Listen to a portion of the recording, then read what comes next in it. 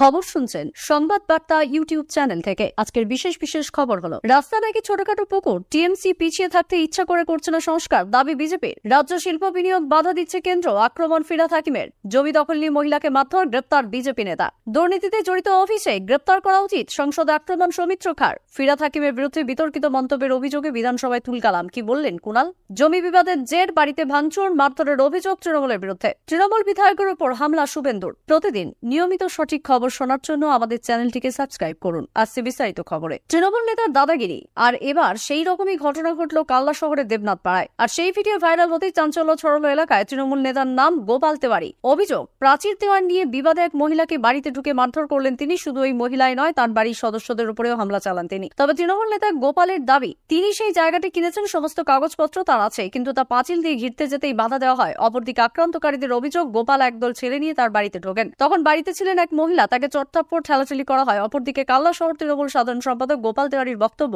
পাঁচিল দেওয়া নিয়ে বিবাদের জেরে তার স্ত্রীকে মারধর করেছে ওই পরিবারের সদস্যরা। অপরদিকে এই ঘটনা নিয়ে বলতে গিয়ে তৃণমূল বিধায়ক দেবপ্রসাদ বাগ বলেন, ভিডিওটা আমি দেখেছি, মারামারি হচ্ছে সেটা বোঝা যাচ্ছে। আমি খোঁজ নিয়ে দেখলাম গোপাল জায়গাটা কিনেছিল, পাঁচিল দেওয়ায় তা ভেঙে ফেলা হয়েছিল।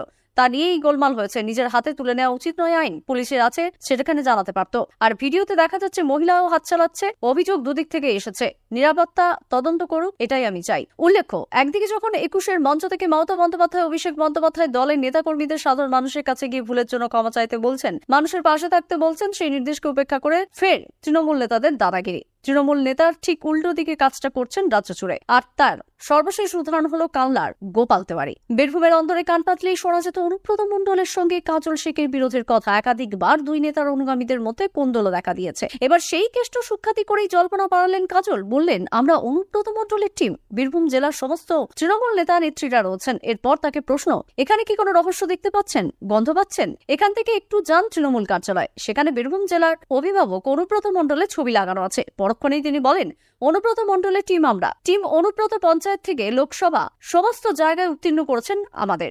অনুব্রত মণ্ডল ছাড়া বীরভূমে কিছু নেই, তৃণমূল ছাড়া কিছু নেই। অনুব্রত মণ্ডলের হাতে জেলার দায়িত্ব দিয়ে বরাবর নিশ্চিন্ত থেকেছেন তৃণমূল সুপ্রিমো মমতা বন্দ্যোপাধ্যায়। তবে কেষ্ট জেলে যাওয়ার পর থেকে তার বিরোধী গোষ্ঠী হিসেবে পরিচিত কাজল শেখের দলবল মাথাচাড়া দিয়ে উঠেছিল জেলায় বলে নিন্দুকেরা বলে থাকেন। অনুব্রতর অনুপস্থিতিতে কোর কমিটিও জায়গা পেয়েছিল কাজল। তবে এত সবের পরেও মমতার কাছে ধমক খেতে হয় তাকে। খোদ মুখ্যমন্ত্রী কাজলকে এবার বলেছিলেন, জেলার মুখ্যমন্ত্রী এত সাহস পাও কোথা থেকে? এরপর নদী থেকে বয়ে গিয়েছে অনেক জল। লোকসভা নির্বাচনে জেলায় ভালো ফল করেছে তৃণমূল। তবে কাচমকা কাজলের এই ভোল বদল কার্যত ভাবাচ্ছে রাজনৈতিক মহলকে। এক ঝলক দেখলেই মনে হতে পারে চাঁদের গায়ে ছোট ছোট অসংখ্য গর্তের ছবি। তবে ভুল ভাঙবে গর্তে জমে থাকা জল দেখে। খানাখন্দগুলির বহর ও গভীরতা এতটাই বেশি যে সেগুলিকে দেখে কেউ মজা করে বলছেন, খানাখন্দ নয়, ছোটখাটো পুকুর বলাই ভালো। বাঁকুড়ার তালডাংরা ব্লকের পাঁচমোড়া থেকে পাটতেতুল হয়ে জয়পন্ডা নদীর সেতু পর্যন্ত এমন বেহাল অবস্থায় রয়েছে। এলাকার 8-10টি গ্রামের মানুষজন যাতায়াত করছে এই অবস্থা দিয়েই। রাস্তার এমন অবস্থার জন্য তৃণমূলকেই কাঠগড়ায় তুলেছে বিজেপি। বুথ সভাপতি থাকতে ইচ্ছা করে সংস্কার না করার অভিযোগ তুলেছে। অভিযোগ মানতে চাননি তৃণমূল পরিচালিত তালডাংরা পঞ্চায়েত সমিতি। বাঁকুড়া তালডাংরা ব্লকের পাঁচমোড়া থেকে পাটতেতুল গ্রাম হয়ে জয়পান্ডা সেতু পর্যন্ত 3 কিলোমিটার রাস্তার অবস্থা দীর্ঘদিন ধরে বেহাল। পাঁচমোড়া থেকে শিমলাপাল যাওয়ার এই শর্টকাট রাস্তার পাশে রয়েছে 8 থেকে 10টি গ্রাম। স্কুল কলেজের পড়ুয়া থেকে এলাকার সাধারণ মানুষের যাতায়াতের অন্যতম মাধ্যম এই রাস্তা। বেশ কয়েক বছর আগে প্রধানমন্ত্রী সড়ক যোজনায় রাস্তাটি পাকা করা হলেও তৈরির পর থেকেই ক্রমশ তার হাল খারাপ হতে থাকে। সম্প্রতি বর্ষায় সেই রাস্তার হাল আরো খারাপ হতে থাকে। সংস্কারের অভাবে দিনে দিনে খানাখন্দে ভরে ওঠে গোটা রাস্তা। ঝুঁকি নিয়েই চলছে যাতায়াত। বরাবর গ্রাম পঞ্চায়েত থেকে পঞ্চায়েত সমিতিতে ছুটে গেছেন এলাকাবাসী, কিন্তু লাভের লাভ কিছুই হয়নি বলে অভিযোগ। হাল বদলায়নি রাস্তার। বেজাবের টিকিটে জয়ী পঞ্চায়েত সদস্য বুদ্ধদেব পরীক্ষা দাবি করেন, গত পঞ্চায়েত নির্বাচনে এলাকার জয়ী হয়েছে বিজেপি।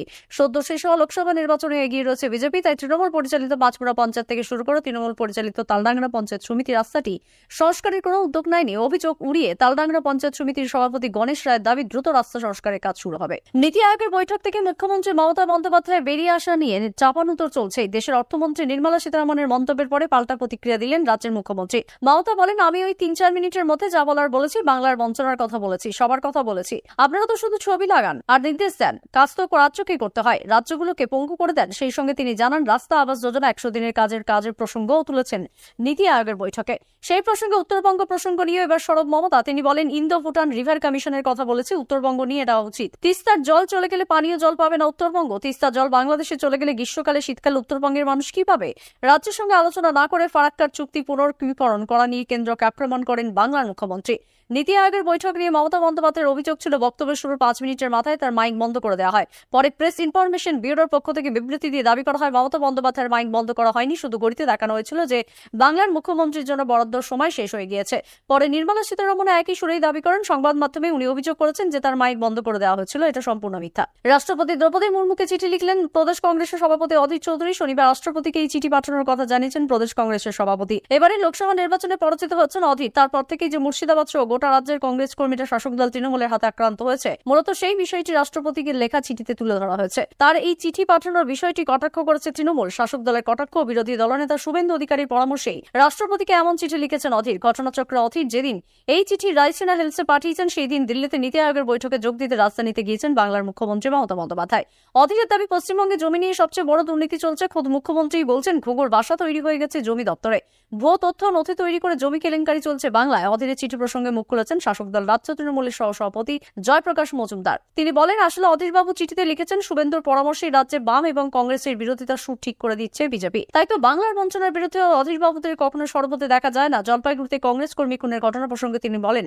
পুলিশ তদন্ত করে দেখছে এই ঘটনার সঙ্গে রাজনীতির কোনো যোগ নেই, পারিবারিক কারণেই হয়তো এই কংগ্রেস কর্মী মারা গিয়েছেন।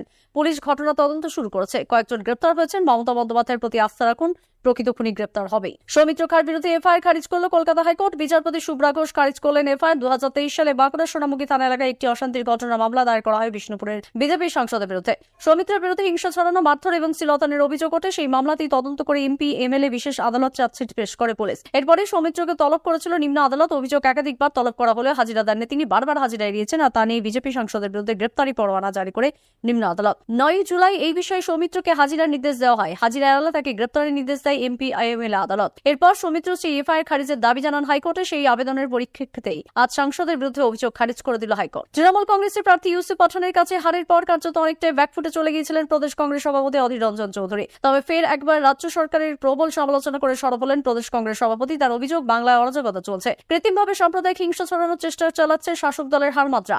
গণতন্ত্র বাঁচাতে অবিলম্বে রাষ্ট্রপতির হস্তক্ষেপ প্রয়োজন। প্রদেশ কংগ্রেসের সভাপতি রাষ্ট্রপতিকে একটি চিঠি মারফত অধীর জানিয়েছেন বাংলার পরিস্থিতি নিয়ে ব্যক্তিগতভাবে তিনি খুবই উদ্বিগ্ন। বাংলায় পরপর ঘটে চলা অত্যাচারের বিরুদ্ধে সুর চড়িয়ে তিনি বলেন, দেশের সাংবিধানিক প্রধান হিসাবে বাংলার আইন শৃঙ্খলা রক্ষায় অবিলম্বে হাল ফেরাতে প্রয়োজন রাষ্ট্রপতির হস্তক্ষেপ। এই মুহূর্তে বাংলায় যে অরাজকতা চলছে সেটা শুধু বিব্রতকর নয়, এটা ভীষণভাবে উদ্বেগজনক। সবকটাই হচ্ছে বিরোধী দলের সমর্থক এবং নেতা কর্মীদের উপর শাসক দলের নিষ্ঠুর আচরণের জন্য। সন্দেশখালী ইস্যু নিয়ে একাধিকবার রাষ্ট্রপতি শাসনের দাবি তুলেছিলেন অধীর। যদিও বিজেপি তালে তাল মেলানোর কারণে দলের তরফেই তাকে ভৎসনার শিকার হতে হয়েছিল। রাজ্যের শাসক দল কটাক্ষ করে বলেন, অধীর বিজেপি ভাষায় কথা বলছে, কিন্তু সেই কথা কানে না তুলে এবার কার্যত সেই একই ভাষাতেই রাজ্য সরকারকে আক্রমণ চালালেন তিনি। এক বৃদ্ধার সঙ্গে প্রতারণার অভিযোগে তৃণমূল কাউন্সিলর স্বামীর বিরুদ্ধে জমি দখলের অভিযোগ উঠল এবার। এক বৃদ্ধার জমি কেড়ে নেওয়ার অভিযোগ দমদম পুরসভা 2 নম্বর ওয়ার্ড কাউন্সিলর বেবি মণ্ডলের স্বামী জলিল মণ্ডলের বিরুদ্ধে। জলিল নিজেও প্রাক্তন কাউন্সিলর। একেবারে ঘটনা দমদমে নানান সময় নানান অভিযোগে অভিযুক্ত এই দমদম পুর এলাকা। ছকিনা বিবি এক বৃদ্ধার অভিযোগ, দমদম পুরসভার 2 নম্বর ওয়ার্ডের সাবুইপাড়া এলাকার প্রায় 18 কাঠা জমি রয়েছে। সেই জমি দখল করে ঘর বানিয়ে বসানো হয়েছে ভাড়াটে। ছকিনা বিবির কথায়, জমিটা আমার মায়ের, সবটা নিয়ে খাচ্ছে জলিল মণ্ডল। সবার কাছে গিয়ে বলছি কেস করতে বলেছে, আমরা গরিব মানুষ কতদিন কেস চালাবো, খেতে পাই না।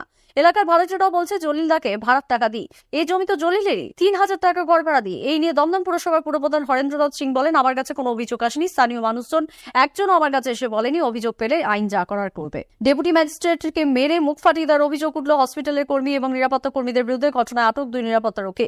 ঘটনাটি ঘটেছে কল্যাণী হার্ট স্পেশালিটি গান্ধী হসপিটালে। জানা গিয়েছে হসপিটালে অসুস্থ ভাইকে দেখতে গিয়েছিলেন বিধাননগরের ডেপুটি ম্যাজিস্ট্রেট সুশান্ত কুমার বালা। তার আদি বাড়ি নদিয়া তেহট্টে। জানা গিয়েছে শুক্রবার হসপিটালে বেদাই থেকে উকিল বালা নামে এক যুবক চিকিৎসার জন্য ভর্তি হন। তিনি ডেপুটি ম্যাজিস্ট্রেটের নিজের ভাই। এরপর শনিবার সকালে অসুস্থ যুবককে দেখতে তার পরিবারের সদস্যরা সেখানে পৌঁছান খাবার নিয়ে। অভিযোগ, হসপিটালের ভেতরে ঢুকতে গেলে বাধার মুখে পড়েন তারা, বচসা বাধে উভয় পক্ষের। অভিযোগ, এরপর সুশান্ত বাবুর এক ভাইকে ধরে হসপিটালে গ্রুপ ডির কর্মীরা মারধর করেন। ভাইকে ঠেকাতে গিয়ে আসেন ডেপুটি ম্যাজিস্ট্রেট, তাকেও মারধর করা হয় বলে দাবি। খবর পেয়ে ঘটনাস্থলে যায় 2 পুলিশ আধিকারিক। 2 নিরাপত্তা রক্ষীকে আটক করেন তারা। সুশান্ত কুমার বলেন, আমার ভাই হসপিটালে ভর্তি আছে, ওকে দেখতে এসে আমার এই অবস্থা, এর চেয়ে বেশি কিছু আর কি বলবো, আমার চোট লেগেছে। অভিযুক্ত এক নিরাপত্তা রক্ষী বলেন, আমাদেরকে মেরেছে, আমরা কিছু করিনি। এতক্ষণ খবর শুনছিলেন সংবাদ বার্তা চ্যানেল থেকে। আজকের মতো খবর এই পর্যন্তই। ধন্যবাদ।